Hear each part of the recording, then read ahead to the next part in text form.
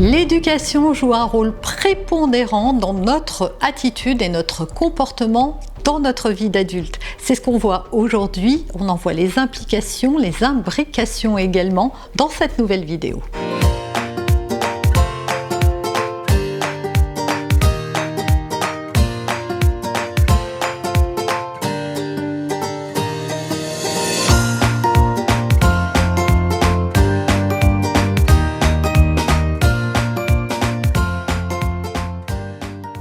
Bonjour, je suis Noémie de Saint-Cernin, votre coach en développement personnel et en parentalité. On va parler éducation, mais surtout les implications d'une éducation très stricte que l'on a reçue dans l'enfance pour voir comment ça se manifeste et ça continue à être agissant à l'âge adulte.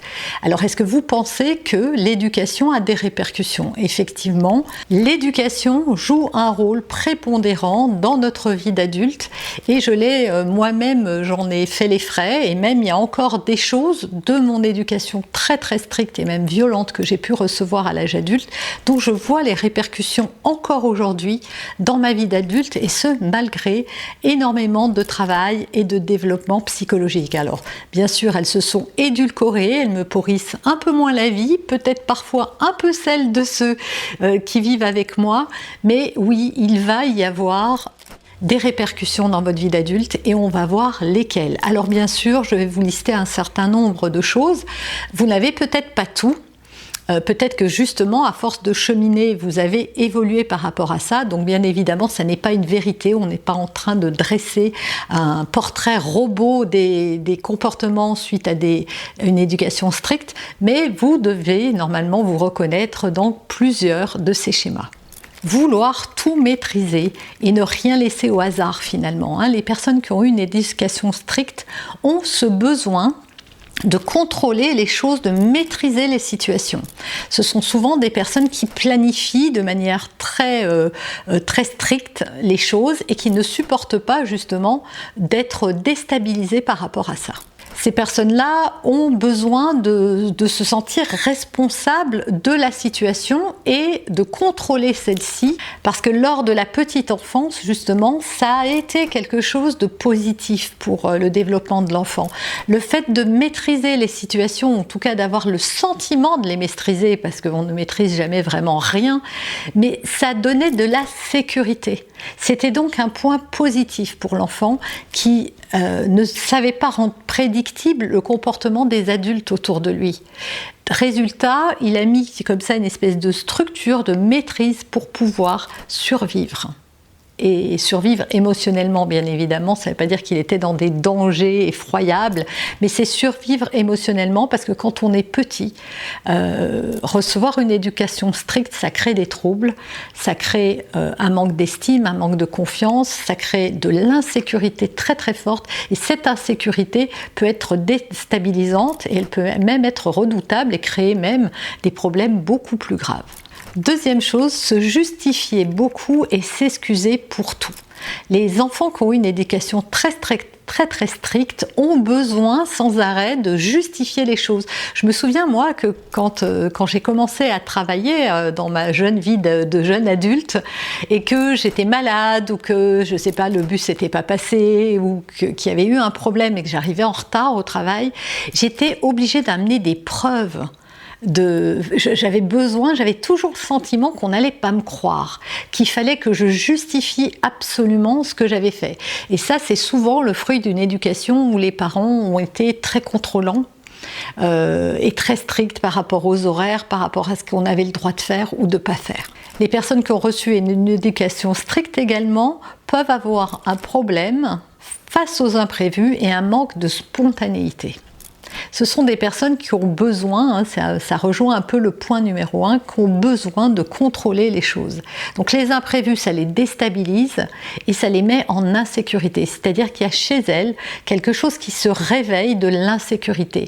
Alors qu'aujourd'hui, elles peuvent se dire que tout va bien, que personne ne va leur tomber dessus pour un oui ou pour un non, mais elles vivent toujours comme avec cette épée de Damoclès qui pend au-dessus de leur tête, où il pourrait se passer quelque chose qu'elle ne maîtrise pas. Résultat, l'imprévu est corrélé avec quelque chose de négatif. Il y a une corrélation négative à tout ce qui est imprévu.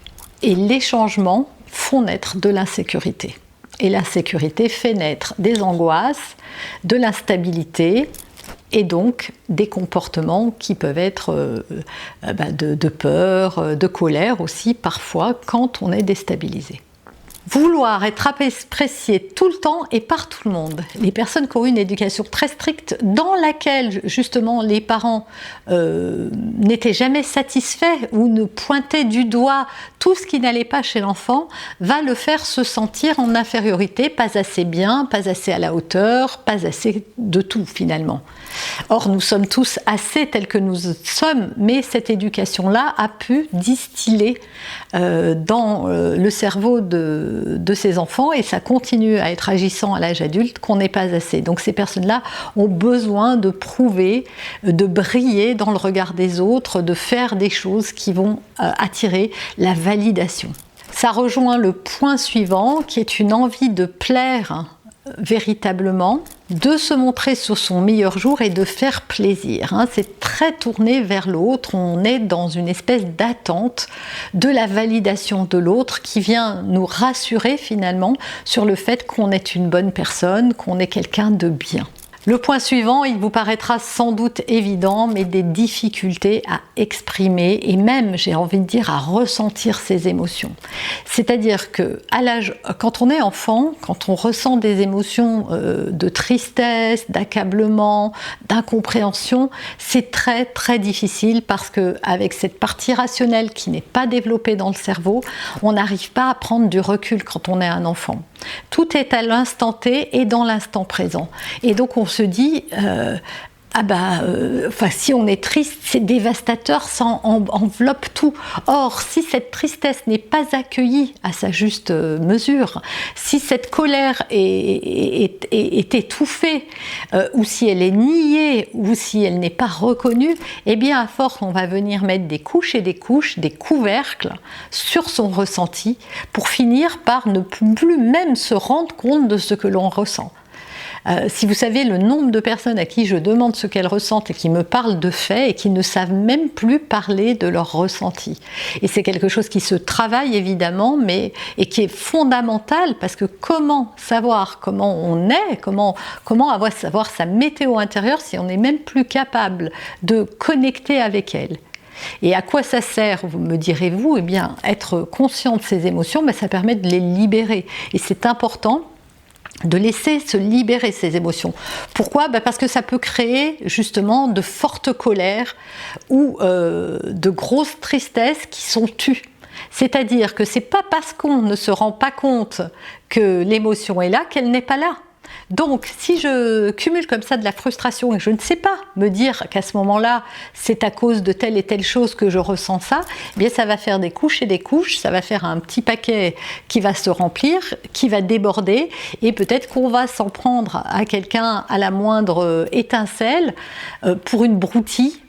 Ça va paraître disproportionné, alors qu'en fait, ce n'est juste que l'accumulation de toutes ces émotions qui d'un coup explosent. C'est un peu comme le ballon de baudruche, là qu'on gonfle, et à un moment, on ne peut plus mettre d'air et il va exploser d'un coup.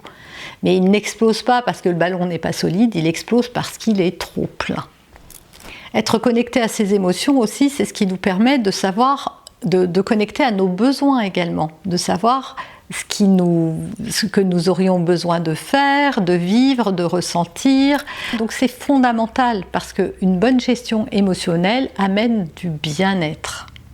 Également, faire passer les besoins des autres avant les siens. Quand on a eu une éducation très stricte, on a été complètement sous le regard de l'autre. C'est-à-dire que l'autre validait si ce que nous faisions était bien ou pas bien. On était complètement déconnecté de nous pour s'intéresser à ce qui se passe à l'extérieur. Tiens, maman n'est pas contente, tiens, je n'ai pas fait ce qu'il faut, tiens, ça fâche, tiens, ça contrarie, tiens, là, je me fais gronder, etc. Ce qui fait qu'on ne sait plus être connecté à soi-même et à ses besoins et à ses ressentis, comme on vient de le voir, et à ses envies et à ce qu'on aime, ce qu'on n'aime pas. On finit par être complètement coupé de soi. Résultat, on est complètement centré sur l'autre et sur ses besoins. On sait très bien anticiper les besoins de quelqu'un d'autre, ou en tout cas essayer de les détecter, mais on ne sait plus le faire pour nous. Résultat, on finit par être plus soucieux du regard des autres que de son propre regard à soi, et ça n'est jamais une bonne chose, puisque comment être heureux si je ne m'occupe pas de moi-même, et donc si je bafoue mes propres besoins, je ne peux pas être à l'écoute de ceux des autres. Je crois que je peux le faire, mais en réalité, je le fais forcément mal, puisque moi-même, je suis en carence et en déficit de tout ça. Et enfin, dernier point, ça peut créer énormément d'anxiété.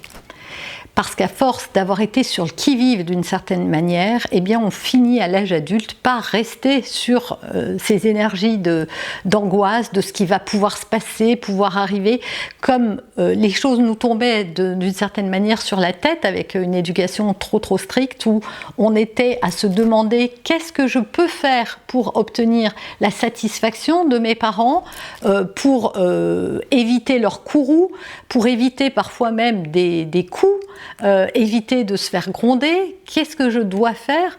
On finit par vivre dans l'anxiété, dans l'angoisse de ce qui peut se passer. Et à l'âge adulte, ça peut prendre une ampleur encore plus grande, où tout peut devenir inquiétant et dangereux. Voilà pour cet état des lieux de ce que peut provoquer une éducation stricte et violente, parce que même s'il n'y a pas de violence physique, la violence psychologique et verbale est tout aussi dangereuse que la violence physique. Et donc c'est tout ça pour vous démontrer à quel point il est important de mettre un petit peu plus de bienveillance et de légèreté dans notre propre éducation. Nous avons ce rôle en tant que parents, cette mission d'être justement, de prendre conscience des implications d'une éducation trop stricte pour pouvoir avoir une éducation différente, ce qui ne veut pas dire laxiste, avec nos propres enfants. En tout cas, j'espère que cette vidéo vous aura inspiré. Si c'est le cas, dites-le moi. Une levée de pouce, ça fait toujours plaisir. Dites-le moi également dans les commentaires. Vous pouvez télécharger la fiche récap de cette vidéo si vous en avez envie. Et surtout, n'oubliez pas de vous abonner. À très bientôt.